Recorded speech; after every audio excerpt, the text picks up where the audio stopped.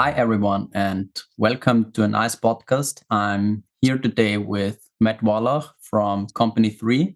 If you don't know Matt, he's created very big features like No Time to Die, Saltburn, Don't Look Up, and many, many others. And Matt, maybe you want to introduce yourself with some more interesting bits and pieces. Yeah, sure. Hi, everybody. Thank you for having me, Nico. It's great to be here and talk shop and geek out about all things film and color related. It's been a fun ride through this industry, getting here, and a total dream come true, honestly, to be in a position of working on so many projects that are shot on film. When I entered the industry at a time when film was on the decline, and I never thought that I would get much past loading cameras here and there on a couple commercials. So it's great to be here professionally and chatting with you right now. Yeah, that's awesome. And you already mentioned it. We will talk a lot about film today, actual celluloid, because, for example, Saltburn, I think it's your most recent project, was also shot on film and it just looks stunning. It's so amazing. And the first question maybe is how you approach film in 2025, as you said. It was on the decline. I don't know, maybe 20 years ago or something like that. And I feel now it's a real hype again, luckily, because I personally love it. And how you feel about it and how you approach projects that are shot on film. Yeah, I mean, I'm so thrilled that it is finding a place that's more than niche now in the industry, and it is a sought after format. I think the first time outside of film school and shooting on 16 millimeter was my and then still photography. That was my first exposure to celluloid, and then my final year in film school was we're getting rid of the film cameras. Everyone has to shoot these Panasonic DV cams, and it was miserable, and I hated it. And the red had just exploded on the scene, and the Alexa was right around the corner, so it was an adjustment. But having a background in still photography also, and still photography had already been transitioning to digital. It made it easier to pick up, and yeah, it just seemed like film was pretty dead, save for a couple features here and there. So I think the first project that I feature film that I touched film on in dailies was Hail Caesar with Roger Deakins, and that was my That's interesting. first time grading film in dailies, Awesome. and I was terrified because I hadn't really, outside of scanning still photography, hadn't really dealt with film in a motion picture standpoint yet, and from as the colorist. So we came right off of Sicario, which was my first job with Roger, and really learned how he worked and how he saw things, and was used to his precision. And footage would come in from set, and it was so close to perfect. You barely need to touch anything on color. We'd have CDLs from the DIT that were offsetting, a little bit of green introduced by an ND12 or something, and otherwise the image was nearly perfect out of camera. So going That's from that into insane. film was, yeah, it was a real exercise, and then having a lot more room to kind of interpret and figure out what this was intended to look like. I got less nervous about it after we shot some tests, and I realized, oh, we're scanning it. We were scanning it on Arri scanners at the time. This was before Scanity, and once it's scanned, it's just like digital. It's cine on log, but it's just like digital. It's just it just needs some more balancing. It's not what you see is what you get. So learning to grade film under Roger's tutelage was instrumental to me, and just very quickly figuring out how to get it where it needed to be. And he would take stills on set with his digital Leica, and send me stills at the end of every day that he had tweaked a little bit, and said, this is how I'm feeling like this should look, let's get it there. So having that point of reference was great, because then I had some reference stills to match towards, and that got me comfortable a lot quicker with dealing with everything film, using different filtration, whether or not they were using an ND85 to offset, tungsten to daylight, and all of the other things you have to keep in mind when you're shooting film. But it really was kind of a boot camp in grading film, working on Hail Caesar, and that was the first of many projects after that, which was a really wonderful surprise to have. Yeah, I can imagine. I think working with such big names or the best of the best in our industry definitely teaches you a lot. And I think if you're already saying that the image is so perfect coming directly from set, that's something that must be really challenging to not mess anything up. I think you're definitely under pressure when working on such Oh, films, I absolutely. And guess. the pressure was there. Everything was processed normal on Hail Caesar. There was no pushing or pulling, and we're to go from being used to shooting at 800 ASA down to sometimes 50, 200, 250, 500. Whatever stock he was using at the time. Just everybody was learning and adapting, and I mean, for me, it was a first time. For Roger, I'm sure it was like riding a bike for the first time after not riding a bike for a couple of years. Like you figure it out, but and everything looked incredible from the onset. But I just remember, him being, joking around and being like slightly concerned at the start, just being like, we're using so many more lights than we had to use on, the Alexa, and just adapting back to it. But I think it's such a beautiful looking film, and it was such a great Definitely. one to be a part of, and really kind of hone and learn how to work with celluloid on. Yeah, that's awesome. And do you feel like the additional light is coming because you worked under a film print emulation, I guess?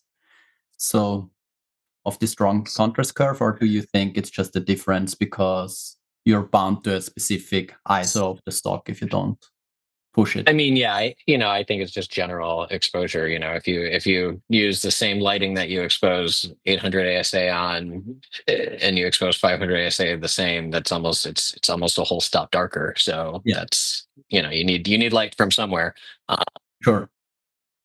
So it's just basically the ISO difference and not the like film Yeah, print exactly. No, emulation because kind of because we used difference I yeah, it of the wasn't strong it contrast. wasn't exactly, yeah, it wasn't a contrast curve difference, huge difference there. It was just general concerns over the amount of light needed for, capturing it. I don't think it's been, I think, 11 years since that one now, so it's tough to remember, but I want to say that, I don't think Roger used a lot of 500T. I think it was mostly the slower stocks. Ah, yeah. So, when you're, that's a two-stop difference from 800 ISO to 200. So that's Yeah. it's a lot of light to compensate for. Yeah, definitely. But yeah, that was just more of on the camera side, and then yeah, I mean, grading was just getting used to being like, all right, well, this stock is getting into a rhythm and doing tests and figuring out, Roger metering tests, and then he would shoot some exposure tests and go them through the lab, get them scanned, and we'd see where exposure was actually landing after processing, and if things were landing where he expected when metering, if we have to rate the film differently. And it was just, a very deeply, we did a lot of testing, and it was just a deeply educational experience for me as a colorist, in seeing all of these variables and all these factors that you're so used to not thinking about with digital, because you turn the camera on and you look at the monitor and that's your image. That's exactly it. And it's going to look exactly like that once you get a monitor elsewhere, unless you change the LUT. Yeah. Yeah, that's awesome. So yeah. And I guess it was also a big collaboration thing, even with testing, I guess, with the lab people, with the color science team on your end, probably on company three, and Mhm. of Yeah, course the DP and the lighting group, I guess. yeah, of course. And yeah, I mean, it was, we had calls with Bowdach and who was handling the processing, and then we had our image science team, and any stock questions, we had a line to Kodak, so everyone was involved. Yeah. And this was at the time when very few things were shooting on film, so it was just very important that everybody that this be a success, because you felt kind of the weight of the future of the medium almost riding on the project. It was there was a lot to Yeah. take in on that one. Yeah, that's really interesting to hear about your first project working on film. Mhm. Still where you only did dailies on that one, right? Correct. Yeah. Yeah. So yeah, I didn't start with. uh, Like Still sorry, really, only sounds so harsh, it's but still yeah, really, no, it's totally still involved. really well, it's just so bizarre to say that, like, the first film project that I did any finishing on was No Time to Die, but that's what it was. So Yeah, that's what I wanted yeah, to go to. yeah, That it if was I a big quote, I jump. say only, Yeah, it shouldn't be an but insult, of course. no, not interpreted as such as well. It's more just like on a personal level. It's hard to be like, oh yeah, my first film finish was a James Bond movie. So whatever, sure, yeah, it's still crazy to me. It's the whole time felt like a dream with that, and it still does. Yeah, but it's an insane journey and a Oh, really, really absolutely. impressive one. So totally hats off. It's really amazing what you pulled off and managed to do. And Thank you. maybe to even fast forward like 10 Hmm. or 11 years, because yeah, now you're, maybe that's a good transition, because now you're saying, now you're a finishing colorist and not the dailies colorist, but you're still working on a lot of film projects. And I think technically, if, or like, just speaking for technically, some things stayed the same, because I think you still use Cineon log, if I remember correctly, from Jason's podcast, where everyone should even dive into Jason's podcast. Maybe if you want to learn more about Matt's journey, it's Color and Coffee. It's from Jason Bowdach, and you will learn a lot about Matt in there. And we're more on the nerd side here, so technically speaking, I think you still work in Neon log. So that's like really, I would say, crazy. I don't know if it's the right word, but 10 years later, we're Hmm. still scanning to the same standard. Now using Secondaries scanners instead of the Arri ones, I guess, workflow wise, because they are faster, I would suppose. Um, Yeah, actually, how do really you, quick. yeah, how do you approach like projects like Saltburn or No Time to Die now, 10 years later, when they're still Hmm. shot on film? Yeah. Yeah. So No Time to Die was the first film I did that scanned the 35 millimeter on the Scanity. We did tests at the beginning of the show between the Arri scanner and the Scanity, and it was a question of volume that pushed us to the Scanity, because of the rates that the Scanity recorded at, and the concept of a lot of most projects that we do now, regardless of who colors them. We everything kind of goes through the Scanity, because we're able to do this scan once, scan to 4K workflow. And Mhm. obviously, one of the most important things with film is preserving the quality of it. And in doing so, it's incredibly important to not scan it a million times, because every time you hang the neg, you risk damaging it. And so And probably also the the risk of not looking exactly the same, right? Or I don't know if it's Yeah, I mean, also on your end, but yeah. calibration can shift a little bit on the scanner. We try to keep things incredibly calibrated. And our old work film at eFilm we had this wonderful workflow with the Arri scanners, where all of the Arri scanners were calibrated to one another. But beyond that, we had metadata tags in every scan, so that we knew which scanner every roll came from. So when it came time to rescan, if we were doing 2K single flash dailies, and they wanted either 2K double flash finish, or if it was when 4K finishes started, you knew which scanner you scanned on, so that you could go and rescan and get a perfect color match. We would recalibrate before the scan and Okay. make sure everything lined up. And that way, in that function and in the way that I learned to work with film is, that's why I said it's not dissimilar to digital. It's the same, because once you scan it, you have a digital file and it's not changing. You get it into DI, all of your dailies, color, your CDL values, everything carries over. You can start exactly where you left off. It's no different than an Alexa. It's no different than a Red or a Venice, or in that respect. But again, that necessitates a lot of workflow engineering that has been done over the years, and that necessitates the efforts of a larger facility like ourselves. And I totally understand that when you are a independent colorist, or maybe a colorist that works at a boutique facility that doesn't have access to their own scanner, if you are hiring another place to do your scanning, and then you're scanning to save time and money, you're scanning at HD and then rescanning selects, and you're not going to have a color match. So No Time to Die was also my first time experiencing that because of the larger format material that was shot, the 65 mil, the IMAX, that we had a scanning partner in London, facility called Final Frame, that had a scanner that was able to process the 65 and 70 mil stuff in a pretty reasonable speed, considering the size of the negative.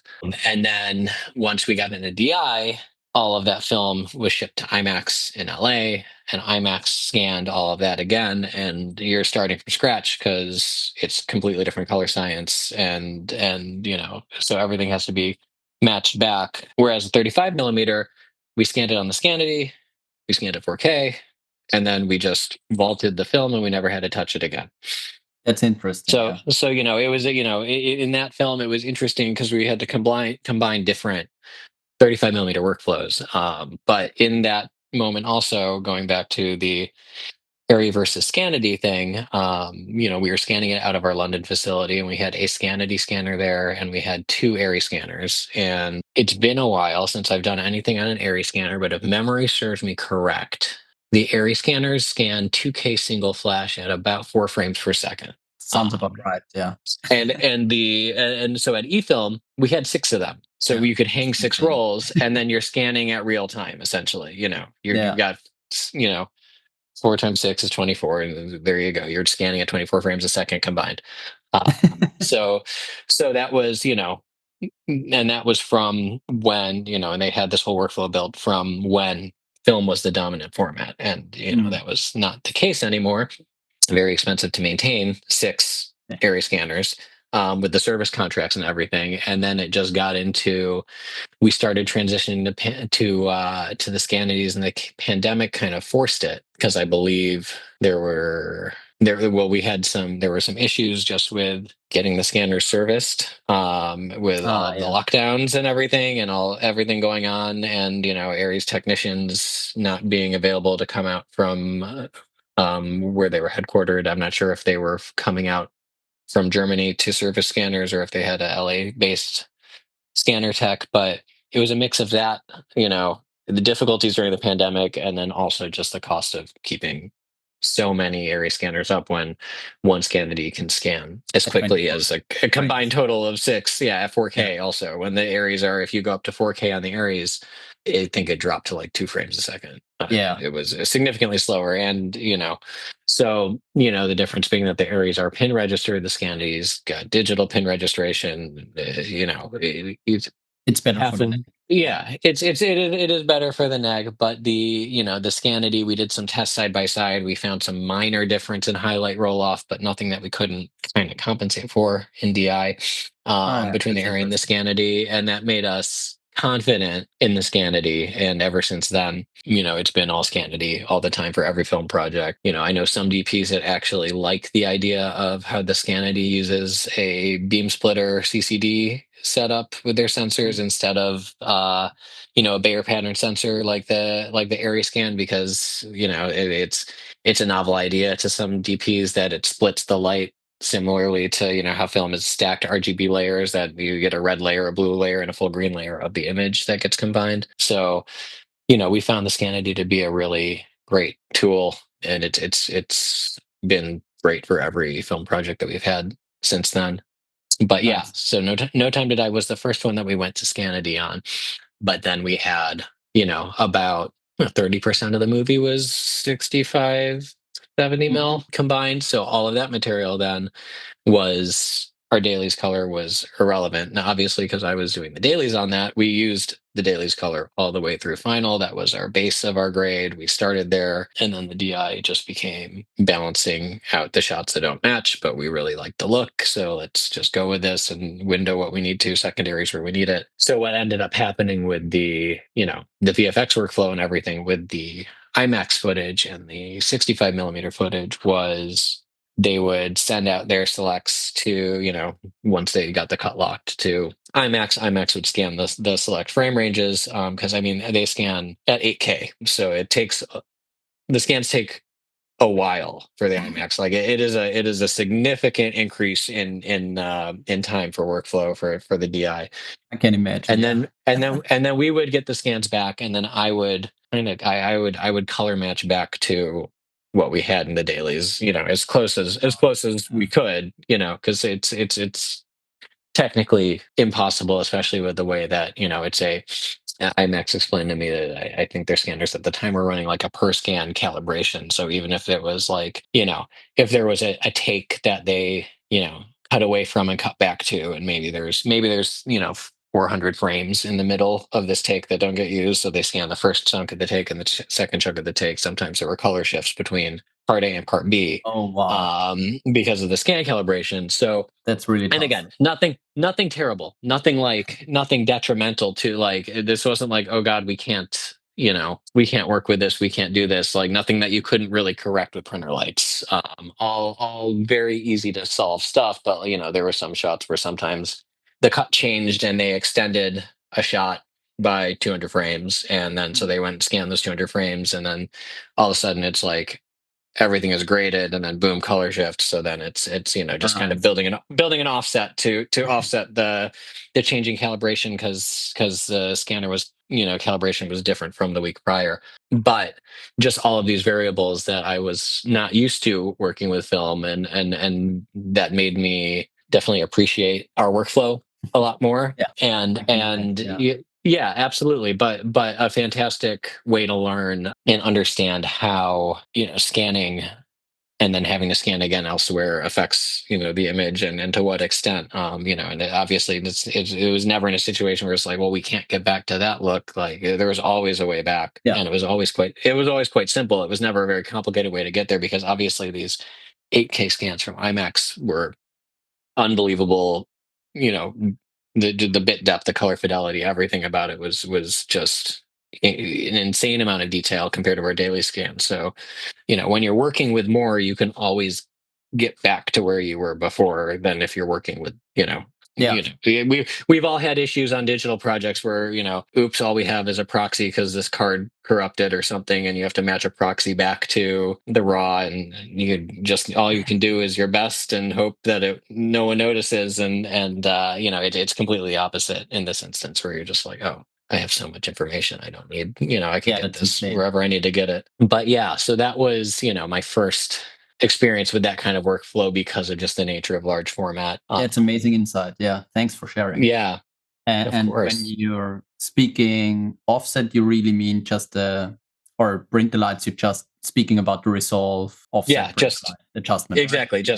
Just resolve offset. Exactly. Yeah, So, that's nice. I still find with film especially, that tool it exists because of telecine, and it exists because of photochemical finishing, and there's a reason it exists. I still, to quickly balance an image that's captured on film, there is no faster way than to just do your printer lights, Yeah, find it's neutral, and then build your look from there. Because once you do that, you can treat it exactly the same as you would treat it, footage from an Alexa, footage from anything else that just comes in balanced and neutral, and you're just off to the races. yeah, I'm still in love with printer lights even today Hmm. when working on digital footage. Yeah. I guess maybe a bit of a detour because you're coming from dailies. I guess you too, because it's also like CDL compatible, right? Yeah, absolutely. And there was most of my dailies were CDL. There were some DPs I worked with that still wanted to work in printer lights. And, there are we use Colorfront onset dailies for dailies, which I feel like is just the industry standard for dailies now. Everyone uses it. But through OSD, there is translations for you can use printer lights and they can be CDL legal corrections, obviously. So that works.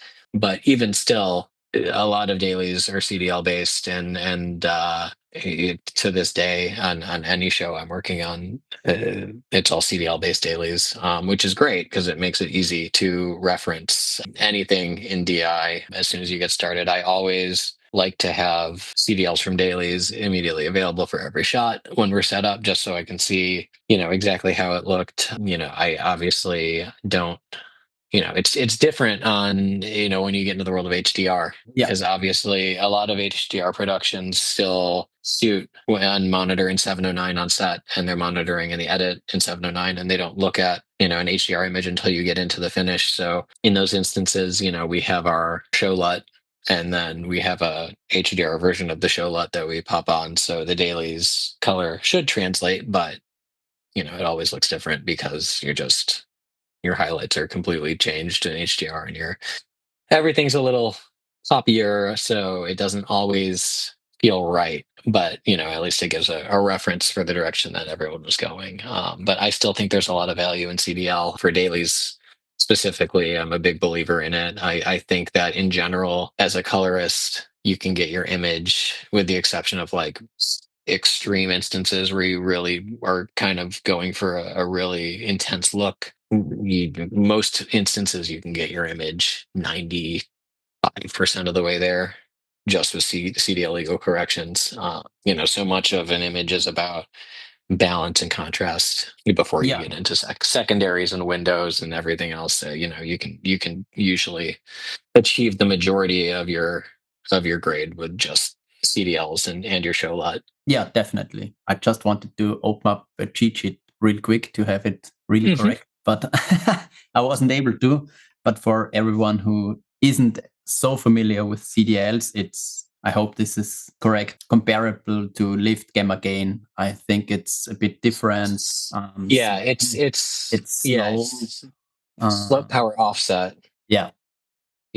But that said, I mean, even though it is slope power offset, lift gamma gain does also translate. And in working in OSD dailies, it was always lift gamma gain for me. We never went back when I was a DIT. We would do slope power offset, doing like live grade and applications like that. I never really clicked with slope power offset. It never felt right to me working with the image, and lift gamma gain, it feels more correct to my brain when I'm like operating the wheels and trying to get things into place. But yeah, slow power offset, lift gamma gain, they are all CDL legal corrections. If you were to do a single node grade in Resolve and only use lift gamma gain, offset, and saturation, that's all CDL legal, which also is commonly referred to as primaries. Yes. Yeah. That's amazing. So if I understand you correctly, you don't think that CDL is outmoded in these days, so you still use it a lot and you still rely on it, right? Yeah, and especially on larger films, it's incredibly important because CDL is, and also for those who don't know the abbreviation, it stands for color decision list. Like an EDL is edit decision list. So it all it does is it's taking your grade and it's truncating it down to numerical values of metadata that can then be read and applied by any software in the color pipeline, which is incredibly important for a large show that has a VFX pipeline, because then when we are sending shots to VFX to work on, they have the show LUTs and then they get the CDL data per shot, so they can see approximately, at this point, because it's Dailies color, but they can see what the shot is supposed to look like, which can help inform how they're going to build their VFX. Yeah, that's an amazing insight and a really good one. And do you feel like there are some tools missing? Like lately, there were a lot of new tools implemented in Resolve, for example, like the HDR wheels and stuff like that. Do you feel like this is missing with CDLs, or do you feel like it kind of gets problematic at some point with, for example, newer formats like the Arri log C4 because of the low mid-gray point? Or are you so comfortable with doing CDLs that you don't feel there's something missing? Yeah, I mean, I'm comfortable with CDLs to the point that that's my, lift gamma gain is my go-to starting point for any grade. I do I find the color slice tool really interesting. I've been playing with it since 19 introduced the feature.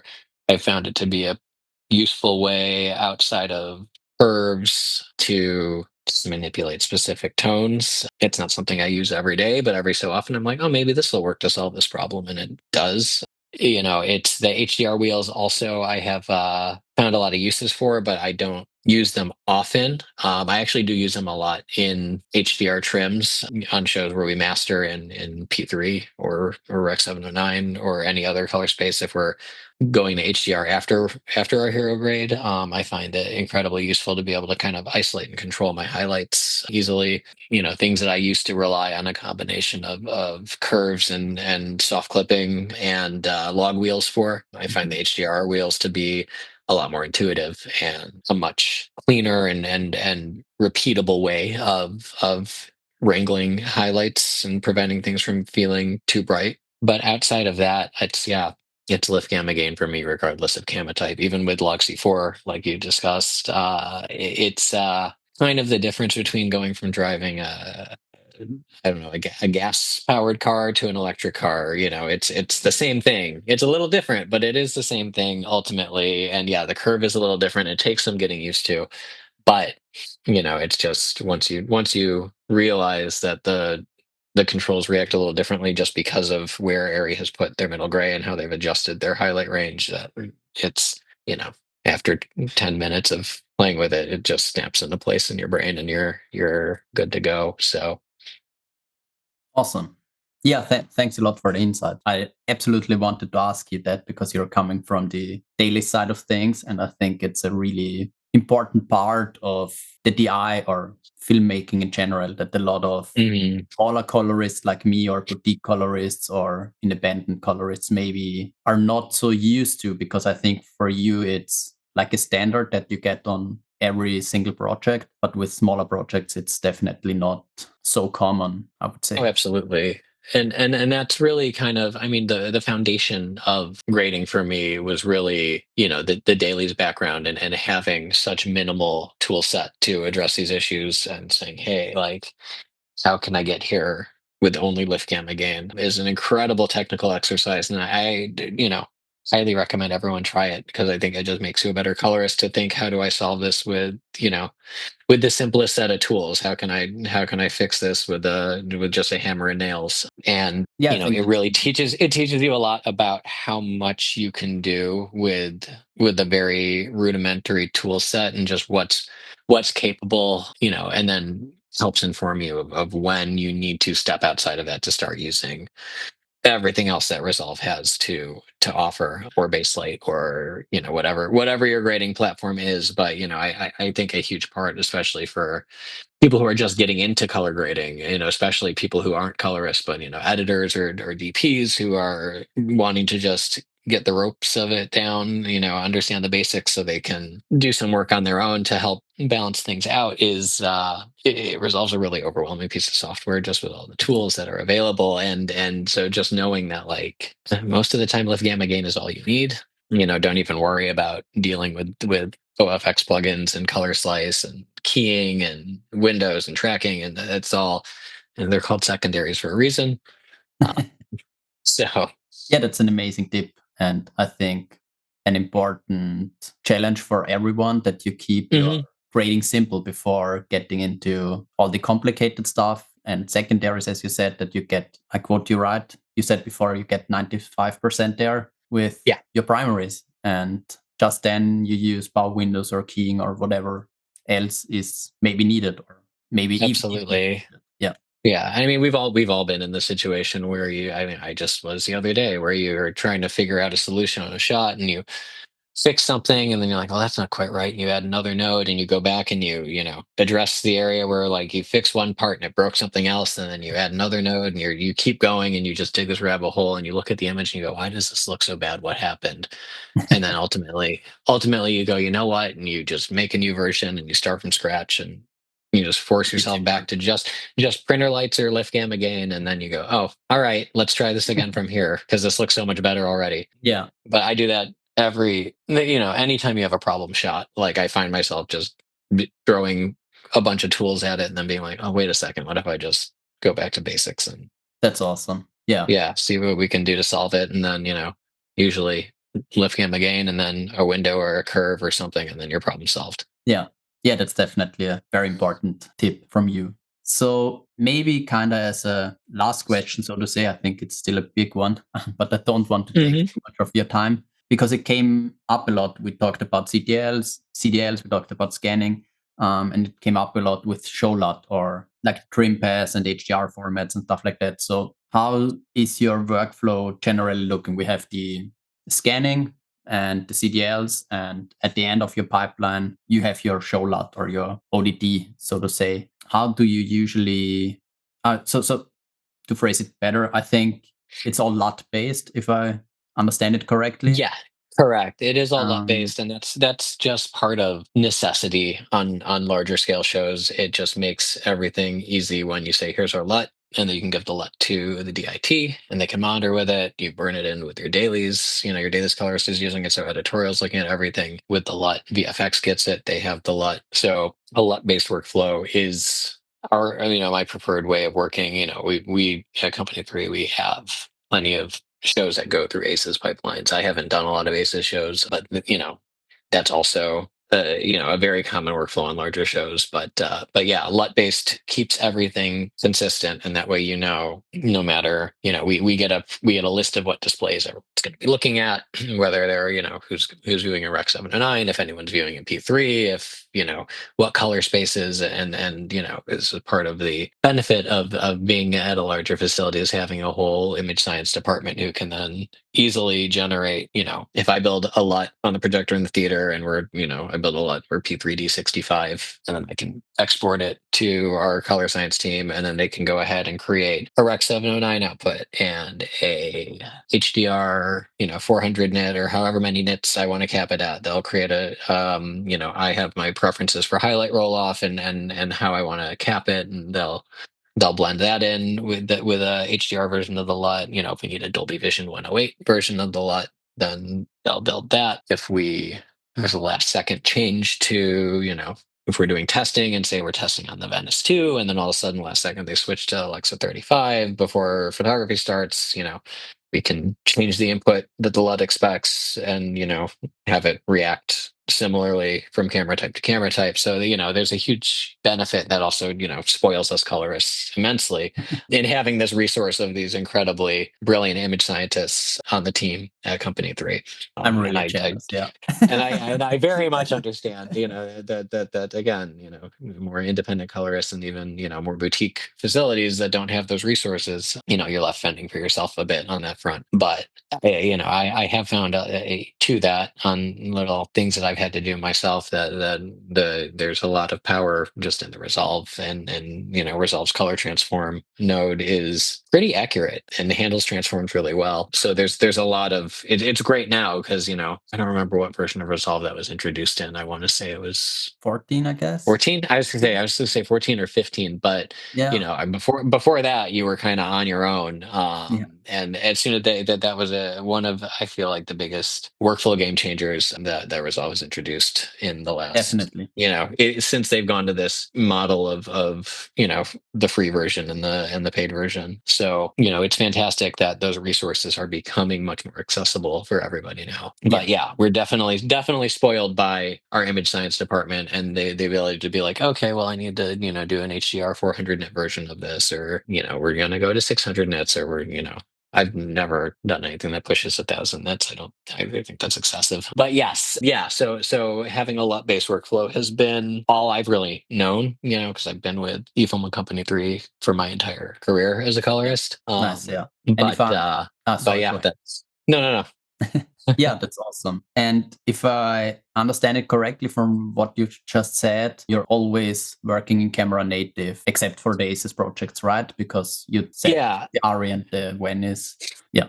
Yeah, correct. Whatever our whatever a camera is on the project it is the hero space usually. So Yeah. if they're primarily shooting Alexas and then they're using a couple, right, I've had projects where they're like, oh, we've got a couple Komodos that we're using as crash cameras or something like that. Like then Sure. then what we'll do is we'll take those reds and we'll, usually we'll put an input transform on them. We have a whole library of input DCTLs that we built for color space conversions and, converting log 3G10 to log C or for to Venice to S log 3, Sure. so on and so forth. But the idea is, yeah, to kind of have one common hero color space and then, Yeah, that's awesome. have everything funnel into the one hero space. And that way it Yeah. just makes it easy. It's just a simpler processing pipeline. And have you ever used the DaVinci color managed workflow, like the DaVinci Intermediate and DaVinci Wide Gamut space, or is this nothing that you're I mean, grading or using?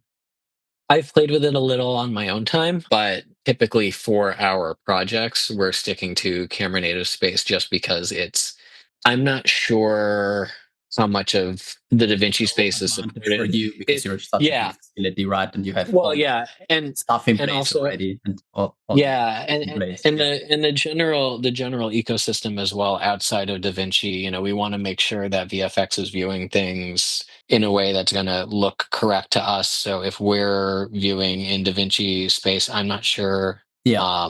like It may get if problematic in Nuke, view or yeah, stuff. Yeah. if Nuke or Flame can, even display something like that. So if we just keep it to camera native space, then, since VFX tends to work in the linear space as well. Mhm. Anyway, the way that it usually works from them is that our entire DI, when we get into our finishing pulls, everything comes kind of debayered as linear, and then we're doing a linear to log conversion on the input, for a lot of material, so that helps with VFX workflows as well. Yeah. And you probably work the same also with film scans and VFX because with No Mhm. Time to Die, for example, I guess there are tons of VFX and it also was shot Yeah. on film as we Correct. discussed Yeah. before. So So yeah, and that was that was a whole series of just getting there with workflow, especially with all the different camera types and all the different framings. Since we had your main theatrical version was 240, and then you had your IMAX 190, and then you had your IMAX 143 for the theaters that the 40 some theaters in the world that have a screen that large, and just dealing with all of those aspect ratios and the different canvas sizes that VFX needed. There was a lot of getting that workflow ironed out. Took a lot of meetings during production and just getting things straight, especially with a show that size, with how many VFX vendors we had, all just getting on the same page. But yeah, it's ultimately our goal and what I learned in dailies was, there's a lot of very complicated elements in picture finishing, and you just want to, from the very beginning, make it as streamlined as possible, because the fewer chances there are with how many different handshakes you have in finishing, you want to just minimize any opportunity for something to be processed incorrectly by anybody. yeah, that's awesome. And I think we covered really a ton of different questions and a lot of technical insights. It's Hmm. really, really amazing and very much appreciated to get such amazing insights from a colorist like you working on such big projects and at Company 3. And is there anything else that you want to cover? I know that, I mean, we had talked a little earlier about just chatting about just dealing with HDR and film. If we want to talk about that, we can Yeah, absolutely. But yeah, awesome. it's and again, this kind of comes with the everything I've worked on that's shot on film has the primary deliverable, the hero grade is theatrical. I have not done anything film or outside of some commercial work, which is the Rec 709 deliverable, but nothing that I've never worked on anything that was shot film where the hero grade is HDR, which includes Don't Look Up, which was a Netflix film. But even though it was a Netflix project, we still did our theatrical grade first, and That's interesting. Yeah.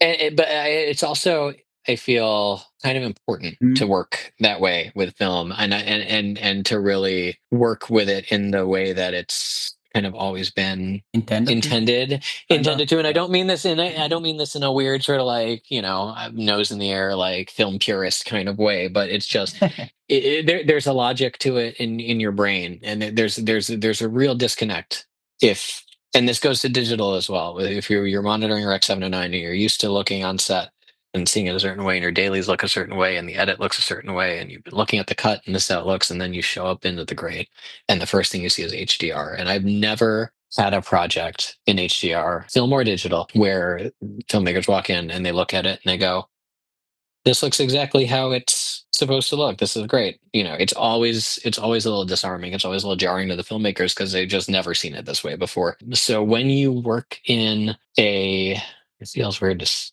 this, but I guess you would call it a legacy format now if HDR is like the new standards. But yeah, I mean, I guess when you're finishing in Rec 709 or in P3, and you are looking at it in the way that these filmmakers have been used to looking at it for 6 months, however long it is in a feature, 6 months to a year. That way you're able to get everything locked in and feeling correct. And then you can move on to HDR and you do a trim pass and you can say, look, and you can, be that voice of reassurance and say, hey, this is what this looked like. We kind of have to forget about that now. This is a translation of it to this format, and we're optimizing it this way. And whenever I've worked on something in that method, it's much more warmly received by directors, DPs, editors, whoever's involved in the finish. Everyone tends to be more of a fan of it than when they're just showing up and being shown HDR first and going, what happened here? So the important thing with film and HDR, though, is really still maintaining the highlight roll off and making it feel filmic, because one thing that HDR does enhance also is it can make your grain a lot more apparent in a way that's Mm. not very attractive. Especially as you push into highlights, because you're getting in the range where you're not at you just have so much more highlight range now that in your scans you're just kind of stretching the contrast of the top end of your image. And so being mindful of your highlight roll off is the most important thing. I mean, that's just general with HDR and making it feel appealing. But with film, especially because your grain can start looking noisy and a little gross. I've kind of found that, and it was from something that Linus said to me when we were working on the HDR pass for No Time to Die, was that he said, oh, this feels more like a print than the projection does, because you get that true black. You like Mm. and there's something, when you look at a film print of a movie, one of the great things about finishing the facility, also when we have to do film prints for even just for archival, is just checking the prints and making sure that they came out all right. And so we do this for anyone who's not aware of the process with a print. When printing from DI, it's common practice to do a two projector butterfly of it, and so we will mirror the image in the resolve and block half of the projector, and then string up the film and block half the projector. So it's very kind of kaleidoscopic, seeing, side by side. And it's always eye opening how much richer the image is on film. You think your grade looks beautiful and everything is great, and you're playing it back on Resolve, and then you look at the film through the projector and you go, oh my God, just seeing how much deeper the black level is, because you have this print that's actually physically blocking the light, as opposed to part of the lamp just kind of like turning off for a DCP. And so, yeah, Lena said to me at some point when we were doing the HDR pass on No Time to Die, like, oh, this feels more like a print than the projection does, because like you have these rich blacks, and the highlights kind of burn a little bit like they do on a print. And so that's kind of what I've adopted now as my mentality with HDR for film, is really trying to, as silly as it sounds from like looking at an OLED, but trying to make it feel as much like a print as possible. Oh man, I love this insight. It's so amazing to hear, and it's so logical now if you hear it, and so eye-opening. It's really amazing, yeah. And maybe a silly question, but again, are you working like with a film print emulation for the theatrical release, and then your imaging science department moves it to HDR compatible version? Is that Correct. correct? Yeah. So yeah.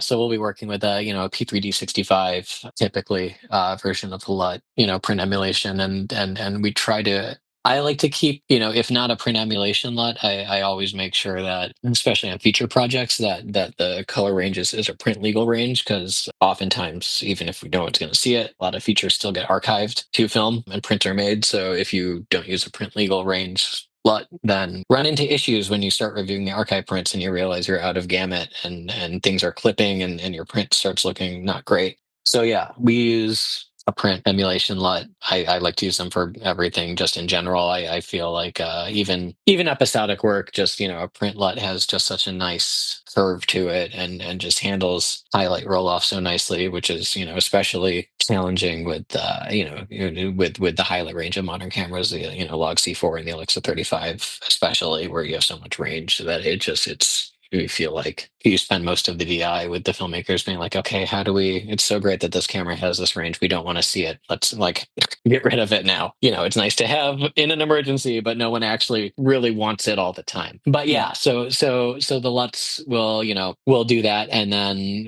our P3 LUT, and then Image Science will create an HDR version if we're. Usually we work in P3 HDR, and then if it's a Rec 2020 show, if it's a Rec 2020 deliverable, we'll convert to Rec 2020 after the fact, because it's just an easier working space for us to convert to. For the grade, is to just stay in P3. Makes the trim a lot easier for us. Yeah. And then, we'll have the LUT, and then I'll underneath the LUT, I'll do a trim pass to adjust. Usually it's just highlight management, and then some density, maybe some deep shadow cleanup, things that when you're on a projector, you can, have your shadows be a little more lifted, a little darker in certain points. You have some more leeway with your shadow range, because of just having a brighter black level, and some uglies can come out in the HDR finish that you have to clean up a bit. Yeah, that's awesome. And also what you just said with the side by side with the butterfly of the film print, I think I've just seen it once in my lifetime, and it was so insane, because I think a lot of people think that you're really limited with the film print, but if you see it side by side, it's insane how beautiful skin tones and how much range you have in skin tones, for example, or at least that's my opinion. Oh, absolutely. Yeah. And I know, to that, I know that the whole film out process is getting very popular now, but it's not a magic bullet or a shortcut to, getting filmic skin tones. You still need to shoot film to get that. Which is, yeah, it can give you some grain, it can give you some texture, sure, but you're not going to get all of the qualities of film that you would by shooting film, but seeing something that's shot on film that goes through a true DI process and is scanned and then is printed back to film it's obviously it's not photochemical, and the purists will say that it still doesn't have the magic of a photochemical finish, but I think it's just as close. I think there's something really special about seeing a print of something that was shot on film. Yeah, most definitely. It's so amazing that cinemas still do it, especially I think you don't have the problem in Hollywood or in the States in general. But here in Austria, in my country, there's only one single cinema that still does film prints nowadays. It shows. Really? Yeah, we're a really, really small country. Yeah. They also have 70 mil, so that's really nice. That's okay, good. That's really nice. So I was just they're not going anywhere, I would say. Hopefully, good. it's crossed. Yeah. But Yeah, they're I know. doing it really, really, really great. And it's so nice to see screenings of like Space Odyssey in 70 mil. Insane. Yeah. Yeah, we're definitely spoiled in Los Angeles with the number of theaters that project film. But yeah, I was just going to say to that, I'm very excited to go see Sinners 70 millimeter print on Monday here, because that's always, especially when a movie is shot in IMAX and you can go see a print. Like, it's just what a treat. Definitely. Awesome. Yeah, that was another amazing insight and really technical one once again, but I totally love it. And I think it's really amazing to see and get an insight how you guys work at such a large facility with all the different formats and deliverables and with film and project shot on film. And I think there's nothing really more to add to it. All right. Do you have anything that you want to give advise to people who didn't work as much on film or in general for I colorists? mean, The last yeah. I think the last word is just, you not to, don't be scared of it. I know a lot of people who are scared of film because of the reverence for it, and then because of just the tactile nature of it, and the feeling that it's more fragile and more complicated and more just cumbersome to work with than digital. But ultimately, once it's scanned, it's the same. And outside of being vigilant for scratches and dirt and everything else that comes with it, it's just you get such a people spend so much time trying to emulate it now, and I think that says a lot about the visual quality of film, and the romance of it that people are kind of chasing and trying to master with. And there's some wonderful plugins out there. I've done lots of tests with all sorts of emulation plugins and grain plugins, inhalation plugins, and people trying to get that look, and they do a great job, but nothing is ever going to be as good as the real thing. And you will find, as a colorist, I think, once it makes you a better colorist to learn how to grade film, and it makes you it'll give you a nice little ego boost when you finish a film image, because it just looks so much better than anything captured digitally could, side by side. There's no comparison in the end, I think. So don't be afraid of it. Dive in. If you have an opportunity, find ways to learn, because it's such a phenomenal format, and it's so incredible that it's had such a resurgence over the last few years. To think that we would be in a situation a decade ago where Kodak now has Ektachrome is, it's a stock that's back in production, and there's, rumors of all other kinds of, stocks being, I've heard, seen posts of DPs posting things nebulously talking about testing a new Kodak stock that, we think it's Portra, we don't really know. No one's confirmed it one way or the other, but it probably is. Portra is a motion picture stock. There's all kinds of innovation still happening in celluloid, which is really exciting, because it Yeah, just shows that it's so far from being a dead format, which is, it was legitimately on the brink of death, 11 years ago. So yeah, embrace it. Take any opportunity that you can get with it. awesome. Then thanks so much for your time. It's really, really appreciated. It was so nice talking to you and chatting about all these nerdy side of things. Thank you and have a nice day. Of course, Nico. My pleasure. Thank you so much. Thanks.